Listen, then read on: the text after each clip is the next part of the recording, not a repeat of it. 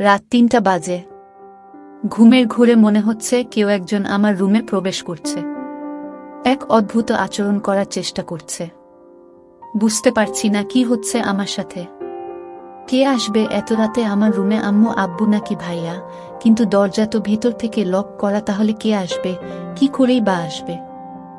ঘুমের ঘোরে চোখ খুলতেই পারছি না। অনেক কষ্টে চোখ খুলতেই দেখলাম একজন লোক পালিয়ে গেল। গ্রিন লাইটের আলোয় আবছা আবছা দেখা যাচ্ছে। ভয়ে চিৎকার করতে মন চাইছে, কিন্তু আমি মনে মনে ভাবলাম এই লোককে তাকে আমার হাতে নাতে ধরতে হবে। তারপর একদিন আমি ঘুমের ভান করে শুয়েছিলাম এই রহস্য জানার জন্য। আসলে আমার ঘরে কে আসে এত রাতে এবং আমার সাথে কি করতে চায়, এটা আমার জানতে হবে। আর তাই এই রহস্য জানার জন্য আমি একদিন ঘুমের ভান করে শুয়ে রইলাম। তারপর আমার সাথে যা ঘটল এবং যাকে দেখতে পেলাম তা দেখে আমি জ্ঞান হারিয়ে ফেলি। তো বন্ধুরা, গল্পটি শুরু করার আগে আপনি যদি আমার এই ছোট্ট চ্যানেলটি নতুন দর্শক হয়ে থাকেন তাহলে চ্যানেলটি সাবস্ক্রাইব করে আমাদের সাথে থাকবেন। সকালে দরজা খোলার শব্দে ঘুম ভাঙল ঋতিকা এখনো উঠিসনি? কটা বাজে? কলেজ যাবি না? উঠে গিয়ে দরজা খুলে দিলাম। আম্মু আমার দিকে চেয়ে বলল, তোর কপালে কি হয়েছে? এরকম ফুলে আছে কেন? তখনই কপালে হাত দিতেই ব্যথা অনুভব করলাম। কালকে ঘটনাগুলো মনে পড়লেই গলা শুকিয়ে গেল। বুঝতে পারলাম না স্বপ্ন নাকি সত্যি ছিল, কিন্তু এতটা ভুল হবে? কে লোকটা ছিল? এরপর কি হলো কিছুই তো মনে নেই। না, কিছুই ভাবতে পারছি না। আম্মু আমার উত্তর না পেয়ে, কিরে কি হয়েছে? কই কিছু না তো, কিছুই হয়নি। তুমি যাও, আমি ফ্রেশ হয়ে নিচে যাচ্ছি। আমাকে কিছু না বলেই রুমে চলে আসলাম। এসে ভাবতে লাগলাম কে আমার রুমে আসলো, কি করেই বা রুমে ঢুকলো। আমি জানালা দরজা লাগিয়ে ঘুমাই। নিজেই নিজেকে প্রশ্ন করতে লাগলাম। মনের ভিতর হাজারো প্রশ্ন, কোনো কিছুই মাথায় ঢুকছে না। ভাবতে ভাবতে ফ্রেশ হয়ে এলাম। রুমাল দিয়ে মুখ মুছে আয়নার দিকে তাকাতেই দেখলাম মুখটা অনেকটাই ফুলে গেছে। হঠাৎ ড্রেসিং টেবিলের সামনে একটা কাগজ চোখে পড়ল। কাগজটা নিয়ে পড়তে লাগলাম। এটা ছিল তোমার শাস্তি, আমাকে কষ্ট দেওয়ার শাস্তি, আমার থেকে দূরে থাকার শাস্তি। এই 3টা মাস আমি ঘুমাতে পারিনি। তুমি আমাকে ঘুমাতে দাওনি। আমাকে কষ্ট দিয়ে তুমি শান্তিতে ঘুমোচ্ছে। চিঠিটা পড়ে মুখ শুকিয়ে গেছে। সবকিছু যেন গুলিয়ে যাচ্ছে। কি হচ্ছে আমার সাথে কিছুই বুঝতে পারছি না। কে এই লোক? কি চায় আমার কাছে? সবকিছু মাথার উপর দিয়ে যাচ্ছে। রাগে মাথা ফেটে যাচ্ছে। উনার ঘুমে কি মই দিয়ে আসছি নাকি? কত বড় সাহস! ওকে তো আমি সামনে পেলে মেরে ফেলব। কিন্তু বুঝতে পারছি না লোকটা কে। আমার তো তেমন কারো সাথে দেখা হয়নি। ভাবতে ভাবতে আম্মু আবার ডাকছে নাস্তা করার জন্য। নিচে ডাইনে গিয়ে দেখলাম আব্বু বা নাস্তা করছে আর আম্মু খাবার সার্ভ করছে। আমার পরিচয়টা দিয়ে দেই। আমার নাম ঋতিকা। আমি কলেজে পড়ি। আমি খুবই শান্ত একটা মেয়ে বললে ভুল হবে। একটু একটু দুষ্টুমি করি। আমাদের সিঙ্গেল পরিবার, বাবা মা ভাইয়া আর আমি। আমাদের ব্যবসা আছে, ওটা আব্বু দেখাশোনা করে। আর ভাইয়া সিলেট জেলায় আনসারের চাকরি করে। যাই হোক, গিয়ে বসলাম নাস্তা করতে। বুঝতে পারছি না ঘটনাটা সবাইকে বলবো কিনা। বললে হয়তো টেনশন করবে, থাক বলি না, হয়তো কেউ মজা করছে। কিন্তু কালকের ঘটনা তো মজা হতে পারে না।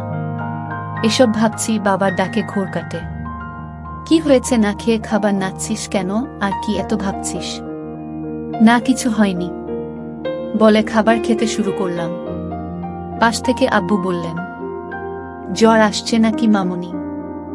এরকম দেখাচ্ছে কেন? কপালে হাত দিয়ে দেখে বলে, না জ্বর তো নেই। সবাই সন্দেহের চোখে তাকিয়ে থাকে। ওদের তাকানো দেখে ঘাবড়ে গেলাম। আরে আজব, জ্বর আসবে কেন? ঘুম থেকে উঠছি তো, তাই এমন দেখাচ্ছে। কথাগুলো বলে দ্রুত খেয়ে চলে আসলাম। রেডি হয়ে কলেজে চলে আসলাম। বাবা ড্রপ করে দিল। কলেজে গিয়ে আমার আয়সা আরিফা এর সাথে দেখা হলো। কালকের ঘটে যাওয়া ঘটনা সবকিছু খুলে বললাম। আমার কথা শুনে হেসে বলে, হয়তো স্বপ্নে দেখেছি। কিন্তু সেই চিঠিটা আর কপাল দেখে বিশ্বাস না করার কোনো উপায় নেই। ওরা অবাক হয়ে ভাবছি কে এই লোকটা, আশা খুব মনোযোগ সহকারে কয়েকবার চিঠিটা পড়ল। তারপর একটা গোয়েন্দা ভাব নিয়ে বলল, আচ্ছা রিতিকা, এখানে 2 মাসের কথা বলছে, মানে 2 মাস আগে তোর সাথে দেখা হয়েছে বা কিছু তো হয়েছে? তুই মনে করে দেখতে 2 মাস আগের কথা বিশেষ কারো সাথে দেখা হয়েছে কিনা। আশার কথাগুলো শেষ না হতেই ঘন্টা বাজল। ক্লাসের সময় হয়ে গেছে।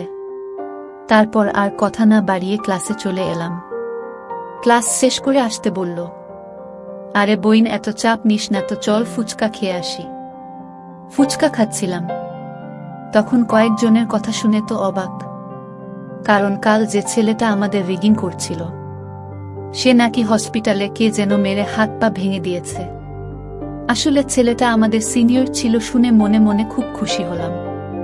তারপর ফুচকা খেয়ে রিফা আয়সা ওদের বাসায় চলে গেল আর বলল এত চিন্তা না করতে। আমিও বাসায় রওনা দিলাম। ইদানিং আমার মনে হলো কেউ যেন আমাকে ফলো করছে, কিন্তু তাকালে কাউকে দেখি না। সেদিনের পর থেকে ভয়ে দরজা আটকে ঘুমায়। এভাবে 2 দিন কেটে যায়। কলেজের ক্যাম্পাসে আসা আরিফা এর সাথে বসে গল্প করছিলাম। তখন আমাদের সিনিয়র জিহাদ ভাইয়া এসে আমার পাশে বসে বললেন, এই গার্লস কেমন আছো? আমরা হেসে প্রতি উত্তরে বললাম, ভালো ভাইয়া। তারপর টুকটাক অনেক কথাই হলো। আমরা অনেক সময় বসে গল্প করলাম। ভাইয়া অনেক মজা এবং খুবই ভালো একজন মানুষ, দেখতে খুবই সুন্দর। কলেজের অনেক মেয়ে লাইন দিয়ে পড়ে আছে ভাইয়ের পিছে, কিন্তু ভাইয়া কাউকে পাত্তা দেন না। উনি ভাইয়ার ফ্রেন্ডের ভাই। ভাই বলছিল দেখে শুনে রাখতে, কিন্তু আমি তেমন কথা বলি না। ধনী ভাইয়ের কথা ওনাকে বলিনি বললে একটা ঝামেলা হবে। আমি ঝামেলা পছন্দ করি না। তারপর ওনার সাথে কথা বলতে বলতে আমি উঠে বললাম, তোমরা কথা বলো, আমি একটু আসছি। বলে চলে আসলাম। রুটি খেয়ে চলে আসতে যাব, তখন কেউ একজন এসে আমায় বলল। লোকটা খুব রেগে বলল, তোমার সাহস কি করে হয় তুমি ওই ছেলের সাথে হেসে হেসে কথা বলো? আমি কিছুই বুঝতে পারলাম না। বললাম, আমি যার সাথে ইচ্ছা তার সাথে কথা বলবো। আপনার কি সমস্যা? আপনি কে বলেন? সাহস তো কন্যা শুন। লোকটার মুখে মাস্ক পরা খুবই চেনা চেনা লাগছে, কিন্তু লোকটাকে চেনার কোনো উপায় নেই। লোকটি বলতে লাগলো, কেন ভয় পাচ্ছে কেন? অনেক কষ্টে তোমায় খুঁজে পেয়েছি, আর হারাতে দেব না। না, কথা শুনে ভয় করছে, আবার রাগও লাগছে। আপনি এখানেও চলে আসছেন আমাকে মারতে। তার মানে সেদিন রাতে আপনি আমার রুমে এসেছিলেন আমাকে মারতে। তো না মেরে আমার সাথে দুর্ব্যবহার করার সাহস হয় কি করে হলো? বজ্জাত ছেলে। মেয়েদের দেখলেই কথা বলতে মন চায়। আর করবেন নাই বা কেন? মানুষকে মেরে ফেলাই তো আপনার কাজ, এটা আর কি এমন বিষয়? তো মেরে ফেলেন আমাকে এখনই। শাহিন, এভাবে কিছু করার তো কোনো মানে হয় না। চোখ বন্ধ করে কথাগুলো একদমে বলে ফেললাম। চোখ খুলতেই উনার চোখের দিকে তাকিয়ে আতঙ্কে উঠলাম। রাতে আমার রুমে এই লোক যায়, কিন্তু তাকে ঠিক চিনা যাচ্ছে না। কিন্তু এই লোকটিকে চেনার জন্য আমি প্রতিদিন রাতে ঘুমে ভান করে শুয়ে থাকি, কিন্তু ইদানিং আসে না। আপনাদের 2 মাস আগে কিছু কথা শেয়ার করেনি, তা না হলে আপনার কিছুই বুঝবেন না। 2 মাস আগে কলেজ স্ট্রিটে 2 দিনের জন্য সিলেট গিয়েছিলাম। ওখানে গিয়ে প্রথম দিন ভালোই কাটে, কিন্তু বিপত্তি ঘটল দ্বিতীয় দিন। সবাই পাহাড় ঘুরে ঘুরে দেখছে, আমি সারিফা আমার গল্প করছি আর ঘুরছি। তখন আয়শা আর রিফাত ছবি তুলতে ব্যস্ত। পাহাড়ে ঘুরতে ঘুরতে এক পর্যায়ে ওদের থেকে অনেক দূরে চলে আসে। একটা জায়গায় আসতে যা দেখলাম তাতে আমি অবাক হয়ে হা করে তাকিয়ে থাকলাম। একটা ছেলে হাতে বন্দুক তাক করে আছে, সামনে একটা হাত বাঁধা লোকের দিকে। ছেলেটার সাথে আরো অনেক ছেলের, সব দেখে ঘাবড়ে যায়। ছেলেটা একটা লোককে মারল চোখের সামনে। এমন ভয়ঙ্কর দৃশ্য দেখে জোরে চিৎকার দিয়ে উঠি। তাতে লোকগুলো আমায় দেখতে পেয়ে যায়। কিছু না ভেবেই ভয়ে দৌড় শুরু করি। ওই ছেলেটি বাকি ছেলেগুলোকে বলা কথা কানে বাজল, লাশ পুঁতে ফেল, মেয়েটাকে আমি দেখছি। বন্দুকটা কোমরে গুজে আমার পিছনে ছুটতে লাগলো আর বলল, এই মেয়ে দাঁড়াও বলছি, দাঁড়াও। কিন্তু এই লোকটাই আমার ঘরে রাতে ঢুকতো আপনাদের বলে রাখি। কিন্তু এই লোকটাকে এটা আমি এখনো জানতে পারিনি। কিছুটা আন্দাজ করতে পারলাম তার ছায়া দেখে। আমার মনে হলো এই লোকটাই আমার রুমে আসতো, কারণ তার ছায়া আমার দৃষ্টিতে বেঁধে গেছে। আমি আয়েশাকে বললাম, এই যে লোকটি দেখতে পাচ্ছিস এই লোকটার মতোই আমি যাকে আমার রুমে দেখতে পেয়েছিলাম, তুই এটা বুঝলে কি করে? ওর ছায়াটা আমি দেখতে পাই হালকা আলোতে। এই লোকটাই হবে বলে রাখা ভালো। আমার বড় ভাই ব্যাটালিয়নে চাকরি করে সিলেট জেলায়। আমার আর যে লোকটা অন্য একটা লোককে মেরেছিল সে আর কেউ না, সে হচ্ছে আমার বড় ভাই। কিন্তু সে আমাকে দেখতে পায় না ভালো করে, আমাকে চিনতেও পারল না। আমি ঠিকই তখন চিনে ফেলি। আমি মনে মনে ভাবলাম আমার বড় ভাইয়া কেমন পাষাণ হয়ে গেছে যে কিনা মানুষ হত্যা করে। আমি একথা ভাবতেই আমার খুব খারাপ লাগলো এবং ভাইয়ের প্রতি ঘৃণার জন্ম নিল। এসব চাকরি যারা করে তারা নাকি পাষাণ হয়ে যায়। আমার ভাবতে অবাক লাগছে। যাই হোক, আমরা একদিন দূরে ঘোরাফেরা করে বাড়িতে চলে আসলাম। আমি কিছুতেই ভাইয়ের মানুষ মারার দৃশ্যটা ভুলতে পারছি না। এসব ভাবতে ভাবতে ঘুমিয়ে পড়লাম। হঠাৎ আমার রুমে পায়ের আওয়াজ শুনতে পেলাম। আমার কপালে কি যেন হাত রাখল।